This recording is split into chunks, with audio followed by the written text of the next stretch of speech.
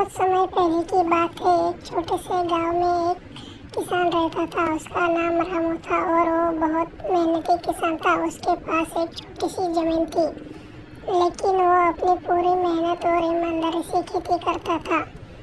रामू सुबह जल्दी उठकर खेत में काम करता था, बल्कि अपने बाग बगीचे और फसल के लिए भी ध्यान रखता था। उसके खेत में हर दिन हरियाली और ताजगी बनी रहती थी।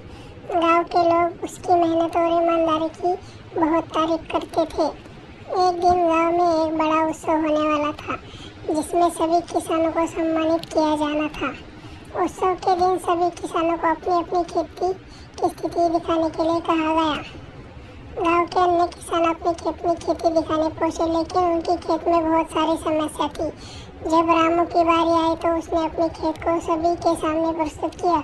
उसके खेत में हरियाली ही हरियाली थी, फसलें हरी भरी सुंदर लग रही थी। सभी लोग हैरान रह गए कि कैसे रामू ने इतने अच्छे खेत तैयार किया है।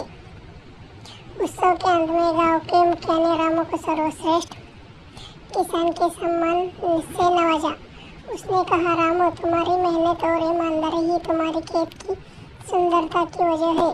रामू ने धन्यवाद कहा और फिर से अपने खेत की ओर चल दिया। उसकी मेहनत और समर्पण की वजह से सिर्फ उसकी फसल उगती थी, बल्कि पूरे गांव में उसके काम की मिसाल पेश की जाती थी।